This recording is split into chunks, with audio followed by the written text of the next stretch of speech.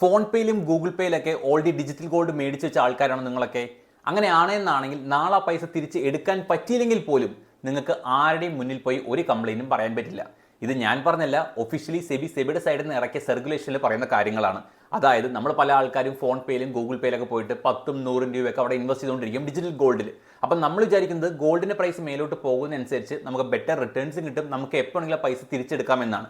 പക്ഷേ മനസ്സിലാക്കേണ്ട ഒരു പ്രോസസ് എന്ന് പറയുന്നത്, ഡിജിറ്റലി ഗോൾഡ് മേടിക്കുമ്പോൾ നമ്മൾ പൈസ കൊടുത്തു കഴിഞ്ഞാൽ അതിൻ്റെ ഇക്വലൻ്റ് ആയിട്ട് തന്നെ അവിടെ ഫിസിക്കൽ ഗോൾഡ് മേടിച്ച് വെക്കേണ്ട ആവശ്യമുണ്ട്. സോ നമ്മൾ സെല് ചെയ്യുന്ന സമയത്ത് അവിടെ ട്രാൻസാക്ഷൻ നടക്കുന്നു, നമുക്ക് തിരിച്ച് ഇങ്ങോട്ടും കിട്ടുന്നു. പക്ഷേ ഈ ഫോൺ പേയും ഗൂഗിൾ പേ ഒക്കെ വഴി നടക്കുന്ന സംഭവങ്ങളിൽ നമ്മൾ മേ ബി ഡിജിറ്റൽ ഗോൾഡ് മേടിക്കാൻ പോവുകയാണെങ്കിൽ പോലും തൊട്ടപ്പുറത്ത് അതിന് ഇക്വലൻ്റ് ആയിട്ടുള്ള ഫിസിക്കൽ ഗോൾഡ് മേടിക്കുന്നുണ്ടെന്ന് ആരും അവിടെ വെരിഫൈ ചെയ്യുന്നുമില്ല. അതുകൊണ്ട് തന്നെ ഇത് സെബിയുടെ അണ്ടറിൽ വരുന്ന ഒരു സർക്കുലേഷനുമല്ല. അപ്പം മേ ബി നിങ്ങൾക്ക് റിട്ടേൺസ് കിട്ടിയേക്കാം, പക്ഷേ നാളെ എന്തെങ്കിലും കാരണത്താൽ നിങ്ങൾക്ക് പൈസ വിഡ്രോ ചെയ്യാൻ നോക്കുന്ന സമയത്ത് അവിടെ കിട്ടുന്നില്ല എന്നാണെങ്കിൽ ഇത് സെബി റെഗുലേറ്റഡ് അല്ലാത്തതുകൊണ്ട് തന്നെ നിങ്ങൾക്ക് അവിടെ ഒരു തരത്തിലുള്ള ഇൻവോൾവ്മെന്റും പറ്റൂല. മേ ബി പൈസ നഷ്ടം വന്നു കഴിഞ്ഞാൽ അത് അക്സെപ്റ്റ് ചെയ്യാൻ നല്ലത് വേറെ ഒരു ഓപ്ഷനും ഇല്ല.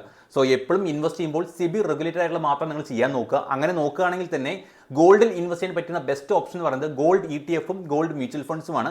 ഇന്ത്യയിൽ തന്നെ അത്യാവശ്യം റൺ ആയിക്കൊണ്ടിരിക്കുന്ന ഡീസെന്റ് ആയിട്ടുള്ള ബെസ്റ്റ് പെർഫോമിംഗ് ആയിട്ടുള്ള ഗോൾഡ് ETF-ഉം മ്യൂച്വൽ ഫണ്ട്സും ഞാൻ ഓൾറെഡി ഇവിടെ കൊടുത്തിട്ടുണ്ട്. അപ്പോൾ സെബി റെഗുലേറ്റഡ് ആയിട്ടുള്ള പ്രൊഡക്ട്സിൽ മാത്രം ഇൻവെസ്റ്റ് ചെയ്യാൻ നോക്കുക.